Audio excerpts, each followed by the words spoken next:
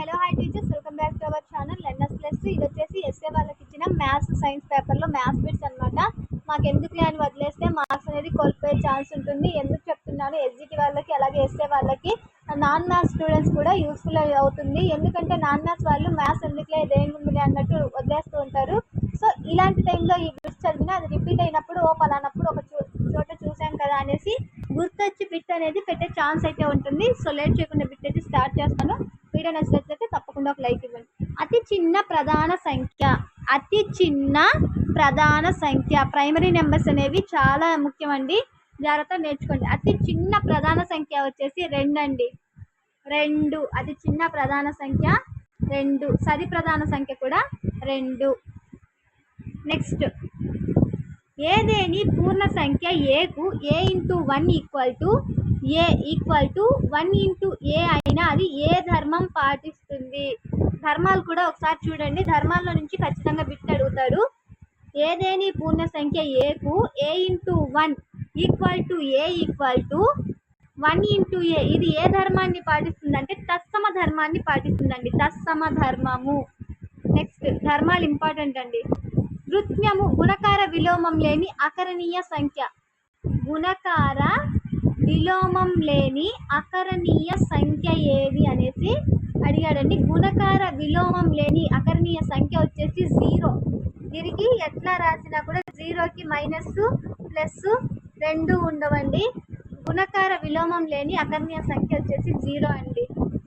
Next, ఏ మరియు బిలు ధన వాస్తవ సంఖ్యలు అనుకుంటే a plus root b into a minus root b equal to a plus root b, a minus root బిలు ఏమవుతాయి అనేసి అడిగాడండి. ఏ మరియు బిలు 2 వాస్తవ సంఖ్యలు అనుకుంటే అది ఏమవుతుంది, ఆ రెండింటిని వచ్చేసి ఇంటూ చేసి మనము ఆ స్క్వేర్ రూటర్స్ని తీసేస్తే మనకు ఆన్సర్ ఏమొస్తుందంటే ఏ స్క్వేర్ మైనస్ బి వస్తుందండి. ఏ స్క్వేర్ మైనస్ బి అనేది వస్తుంది. కరెక్ట్ ఆన్సర్ వచ్చేసి ఆప్షన్ 2 అండి. మీరు ఒకసారి ట్రై చేయండి. ఎలా అంటే చూడండి, ఏ ఇంటూ ఏ, ఫస్ట్ ఏతో ఈ రెండింటిని మల్టిపుల్ చేయాలండి. ఏ ఇంటూ ఏ స్క్వేర్, తర్వాత మైనస్ ఏ ఇంటూ రూట్ బి అండి, ఏ ఇంటూ రూట్ బి, తర్వాత బి స్క్వేర్ అండి. బి స్క్వేర్ అన్నప్పుడు రూట్ అనేది వెళ్ళిపోతుంది, రూట్కి బి స్క్వేర్కి. మనకు తర్వాత ప్లస్ ఏ రూట్ బి, బి రూట్ ఏ వస్తుందండి. సో ఇది క్యాన్సిలేషన్ పోయిన తర్వాత మనకు ఏ స్క్వేర్ బి అనేది మిగులుతుంది. సో ప్రాబ్లం అనేది చెక్ చేసుకోండి. కరెక్ట్ ఆన్సర్ వచ్చేసి ఏ స్క్వేర్ మైనస్ బి అండి. Next, F of X into X అనేది 2024 ఫిబ్రవరి నెలలోని తారీఖు అయిన N of F equal to X అనేది 2024 ఫిబ్రవరి నెలలోని తారీఖు అయిన ఎన్ ఆఫ్ ఎఫ్ అనేది ఏమవుతుంది అనేసి అడగడం జరిగింది. ఎన్ ఆఫ్ ఎఫ్ వచ్చేసి 29. ఏ తారీఖు ఎన్ ఆఫ్ ఎఫ్ వచ్చేసి 29. ఎఫ్ వాల్యూ ఎంత అనేసి అడగడం జరిగిందండి, 29. సో ఈ ప్రాబ్లం అనేది ఎవరికన్నా చేయడం వచ్చుంటే కింద కామెంట్స్లో ఈ ప్రాబ్లమ్ని చేసి పెట్టండి, చూద్దాము. నెక్స్ట్, బొమ్మ కారు అమ్మిన వెల 540. బొమ్మ కారు అమ్మిన వెల 540. దుకాణదారునికి వచ్చిన లాభం 20% అయినా ఆ బొమ్మ కారు కొన్న వెల ఎంత? పర్సెంట్లో ఇచ్చాడండి. అతను అమ్మిన వెల 540, అతనికి వచ్చిన లాభము 20%. సో ఆ బొమ్మ కారు కొన్న వెల కనుక్కోమన్నాడు. సో దీన్ని అమ్మిన వెల, దాని దాని లాభము 20% వచ్చింది. దాన్ని బట్టి మీరు ఆ ప్రాబ్లమ్స్ని సొల్యూషన్ వచ్చేసి మనకు 450 అండి. 20% అంటే అతనికి దాని అసలు వెల వచ్చేసి 450 అండి, 450.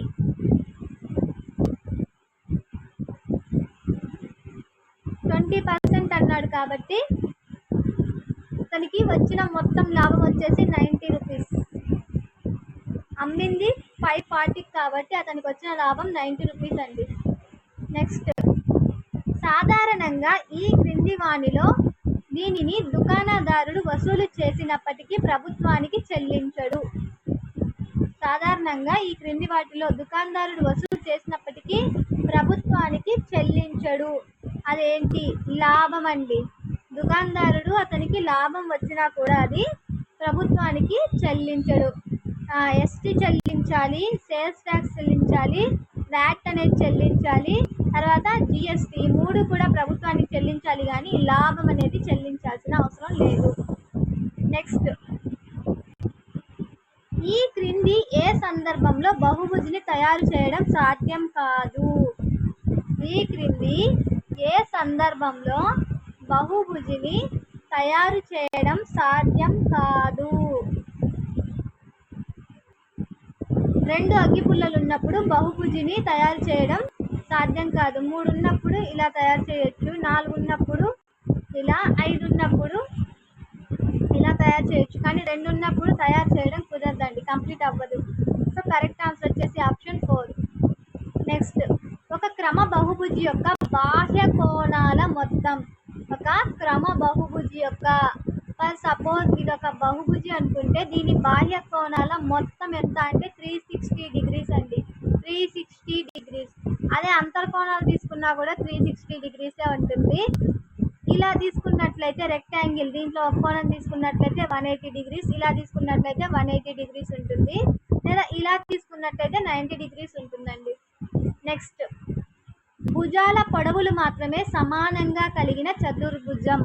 భుజాల పొడవులు మాత్రమే సమానంగా కలిగిన చతుర్భుజం సమచతురస్రం అండి. సమచతురస్రం. భుజాల పొడవులు మాత్రమే సమానంగా కలిగిన చతుర్భుజం సమచతురస్రం. ఒక వృత్త స్పర్శ రేఖకు స్పర్శ బిందువు గుండా గీచిన వ్యాసార్థానికి మధ్య గల కోణము. ఒక వృత్తం తీసుకున్నట్లయితే దాని స్పర్శ రేఖకు స్పర్శ బిందువు గుండా గీచిన వ్యాసార్థానికి మధ్య గల కోణము 90 డిగ్రీస్ ఉంటుందండి. ఇప్పుడు ఇది ఒక వృత్తం అనుకుంటే దీనికి స్పర్శ రేఖకు బిందువుకి మధ్య గీసిన దీని ఎంత కోణం ఉంటుందంటే 90 డిగ్రీస్ ఉంటుందండి. స్పర్శ రేఖకు స్పర్శ బిందువు గుండా గీసిన వ్యాసార్థానికి ఇది R అండి. గీసిన వ్యాసార్థానికి మధ్య కోణము 90 డిగ్రీస్ ఉంటుందండి. నెక్స్ట్, వర్గీకృత దత్తాంశం యొక్క మధ్యగతం కనుగొనుటకు సూత్రం. వర్గీకృత దత్తాంశం యొక్క మధ్యగతం కనుగొనుటకు సూత్రము L+n/2 - CF/F × H అండి. వర్గీకృత మధ్యగతం కనుగొనడానికి సూత్రము L+n/2 - CF/F × H అండి. నెక్స్ట్, ఒక కమ్మీ రేఖాచిత్రంలో 2 ఇచ్చారండి. ఇక్కడ ఒక కమ్మీ రేఖాచిత్రంలో దీర్ఘచతురస్రాకార కమ్మీలు. ఒక కమ్మీ రేఖాచిత్రంలో దీర్ఘచతురస్రాకార కమ్మీలు ఏకరీతి వెడల్పులో ఉంటాయండి. ఏకరీతి వెడల్పులో ఉంటాయి. ఒక కమ్మీ రేఖాచిత్రంలో దీర్ఘచతురస్రాకార కమ్మీలు అనేవి ఏకరీతి వెడల్పులో ఉంటాయి. కరెక్ట్ ఆన్సర్ వచ్చేసి ఆప్షన్ 1. 2024 అనునది దేనికి ఉదాహరణ? 2024 అనేది దేనికి ఉదాహరణ? ఏకపది అండి. 2024 అనేది ఏకపదికి ఉదాహరణ. నెక్స్ట్, x+y+z = 0 అయితే x³ + y³ + z³ x + y + z = 0 అయితే x³ + y³ + z³ అది కూడా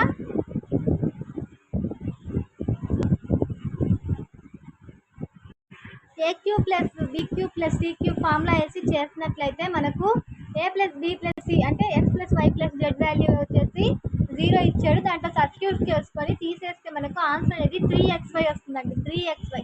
కరెక్ట్ ఆన్సర్ వచ్చేసి ఆప్షన్ 4 అండి. నెక్స్ట్, వర్గ సమీకరణం ax² + bx + c = 0కు కల్పిత మూలాలు పొందాలనుకుంటే d² - 4ac లెస్ దెన్ 0 అండి. B square minus 4ac less than 0 అవుతుందండి. Correct answer option 4. ఈ లెస్ దెన్ నా గ్రేటర్ దెన్ నా అనేది నాకు కన్ఫ్యూజన్. ఒకసారి మీకు ఈ గుర్తులు అనేవి నాకు కామెంట్ చేయండి. ఇది లెస్ దెన్ గ్రేటర్ దెన్ ఎన్నిసార్లు చూసినా నాకు కన్ఫ్యూజ్ అనమాట. నెక్స్ట్, అర్ధగోళ సంపూర్ణతల వైశాల్యమునకు సూత్రం. అర్ధతల సంపూర్ణ వైశాల్యానికి సూత్రం. అర్ధతల సంపూర్ణ వైశాల్యానికి సూత్రం వచ్చేసి 3πr square square units. 3πr square square units అండి. కరెక్ట్ ఆన్సర్ ఆప్షన్ 2 అండి. 3πr square correct answer. ఒక రాంబస్ వైశాల్యం 240 చదరపు సెంటీమీటర్లు మరియు దాని కర్ణంలో ఒకదాని పొడవు. అంటే ఒకదాని పొడవు ఇచ్చాడు. రాంబస్ వైశాల్యం వచ్చేసి half d1 square d2 square ఇచ్చాడు. రాంబస్ వైశాల్యం half d1 into d2 equal to వైశాల్యం ఇచ్చాడండి 240 చదరపు సెంటీమీటర్లు అని. దీంట్లో ఒక కర్ణం ఇవ్వడం జరిగింది 16. సో రెండో కర్ణం ఎంత అనేసి అడిగాడు. దీన్ని మీరు సింప్లిఫై చేస్తే ఆన్సర్ వచ్చేసి 30 వస్తుందండి. 30 వస్తుంది. నెక్స్ట్, 13 సెంటీమీటర్లు 12 సెంటీమీటర్లు మరియు 5 సెంటీమీటర్లు భుజాలు కలిగిన లంబకోణ త్రిభుజ వైశాల్యము. లంబకోణ త్రిభుజం యొక్క లంబకోణ త్రిభుజం యొక్క వైశాల్యానికి సూత్రం వేసుకొని అది చేసినట్లయితే మనకు దాని ఆన్సర్ వచ్చేసి 30 సెంటీమీటర్ స్క్వేర్ వస్తుందండి. 30 సెంటీమీటర్ స్క్వేర్. మూడిటి భుజాలు ఇచ్చాడు. ఆ భుజాలు ఇచ్చిన తర్వాత మొత్తం లంబకోణ త్రిభుజం యొక్క వైశాల్యం కనుక్కోమన్నాడు. 30 సెంటీమీటర్ స్క్వేర్ అంటే వైశాల్యం. 3 కోణాలు ఇచ్చాడు. 13 + 12 + 5. సో 13, 12, 25, 25 + 5 30 సెంటీమీటర్ స్క్వేర్ అండి. నెక్స్ట్, ఒక పేక ముక్కల కట్ట నుండి ఎరుపు రంగు రాజును తీయు సంభావ్యతల గురించి. ఈ సంభావ్యతలు అనేవి ఎస్జిటి వాళ్ళకి లేవండి, ఎస్ఏ వాళ్ళ పేపరు. దీని ఆన్సర్ వచ్చేసి 1/26 అండి. ఒక పేక ముక్కల కట్ట నుంచి ఎరుపు రంగు రాజును తీయు సంభావ్యత 1/26. నెక్స్ట్, -4, 0, 6, 0 బిందువుల మధ్య దూరము. -4, 0, 6, 0 బిందువుల మధ్య దూరము. ఈ రెండు బిందువుల మధ్య దూరం ఎంత ఉందంటే 10 ఉందండి. ఇది -4 అండి. ఇది -4, ఇది +6. ఈ రెండింటి మధ్య దూరం ఎంత ఉందంటే 10 ఉంది. 10. రెండింటి డిస్టెన్స్ మధ్య దూరము 10 అండి. నెక్స్ట్,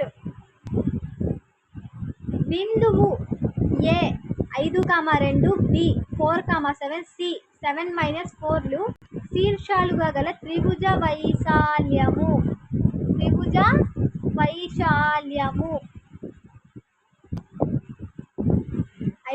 2 ఇవి ఏ ఈక్వల్ టు 5, 2, బి 4, 7, సి 7, -4లు శీర్షాలు గల త్రిభుజ వైశాల్యము. త్రిభుజ వైశాల్యానికి ఫార్ములా వేసుకొని సింప్లిఫై చేస్తే ఆన్సర్ వచ్చేసి 2 చదరపు యూనిట్లు అండి. 2 చదరపు యూనిట్లు. నెక్స్ట్, ఏ, బి మరియు సిలు త్రిభుజం ఏబిసిలోని అంతర కోణాలైతే sin b + c/2 ఏమవుతుంది? sin b + c/2 cos a/2 అవుతుందండి. cos a/2. Next, 3 tan a = 4 అయినా cos a 3 tan a = 4 అయినా cos a వాల్యూ ఎంత? ట్రిగ్నామెట్రీ కూడా లేదండి ఎస్జిటి వాళ్ళకి. cos a వాల్యూ వచ్చేసి 3/5 అవుతుంది. 3/5. నెక్స్ట్, గణిత శాస్త్ర పరికరాలు అందుబాటులో లేని ఆ కాలంలోనే భూభ్రమణానికి పట్టే కాలం 23 గంటల 56 నిమిషాల 4.1 సెకండ్లుగా గణించిన భారతీయ గణిత శాస్త్రవేత్త ఆర్యభట్ట అండి. ఆర్యభట్ట. అప్పట్లోనే ఎలాంటివి పరికరాలు లేకపోయినా భూమి ఒక భ్రమణానికి పట్టే కాలము 23 గంటల 56 నిమిషాల 4.1 సెకండ్లు అని చెప్పింది ఆర్యభట్ట అండి. Correct answer option 2. నెక్స్ట్, సిద్ధాంత నిరూపణలో ఒక విద్యార్థి దత్తాంశం నుండి సారాంశమునకు గతంలో తెలిసిన భావనలు, సూత్రాలు సోపాన క్రమంలో అనువర్తించుకుంటూ నిరూపించాడు. అతని ఉపగమం. సిద్ధాంత నిరూపణలో ఒక విద్యార్థి దత్తాంశం నుండి సారాంశములకు గతంలో తెలిసిన భావాలు సూత్రాలను సోపానంలో అనువర్తించుకుంటూ నిరూపించాడు. ఇది ఏ ఉపగమం అనేసి అడిగాడు. సంశ్లేషణ ఉపగమం అండి. సంశ్లేషణ ఉపగమం ఏ మెథడ్ అంటే సింథటిక్ మెథడ్, సంశ్లేషణ ఉపగమము.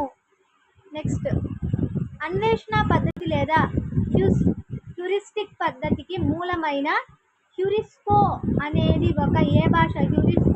ఏ భాషా పదం అనేసి అడిగారండి. హ్యూరిస్కో అనేది గ్రీకు పదం.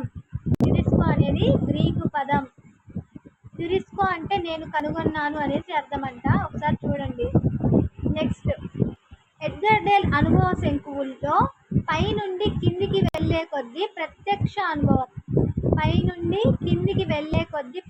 అనుభవం తగ్గుతుందా లేకపోతే పెరుగుతుందా, లేకపోతే ఏ మార్పు ఉండదా లేదా స్థిరంగా ఉంటుందా అనేసి అడిగారు. ఎడ్గర్ డేల్ అనుభవాల శంకువులో పైనుండి కిందకి వెళ్ళే కొద్దీ ఏమవుతుందంటే స్థిరంగా తగ్గుతూ ఉంటుంది. కరెక్ట్ ఆన్సర్ వచ్చేసి తగ్గుతుందండి. ఎడ్గర్ డేల్ అనుభవాల శంకులో పైనుంచి కిందికి వచ్చేటప్పుడు ప్రత్యక్ష అనుభవం అనేది పెరుగుతుంది. కరెక్ట్ ఆన్సర్ వచ్చేసి ఆప్షన్ 1 అండి. నెక్స్ట్, మేరీ పొట్టర్ మరియు విర్జిల్ మిల్లరీల ప్రకారము గణితంలో మంద అభ్యసుకుల ప్రజ్ఞాలబ్ధి ఎవరి ప్రకారం అంటే మేరీ పొట్టర్ మరియు విర్జిల్ మిల్లరీల ప్రకారము గణితంలో మంద అభ్యాసకుల ప్రజ్ఞాలబ్ధి <90 అండి. <90 ఉంటుంది. <90. నెక్స్ట్, విద్యార్థి భవిష్యత్తులో ఏ రంగంలో అయితే సమర్థవంతంగా ఎదగగలడో అంచనా వేసి చెప్పే మూల్యాంకనం.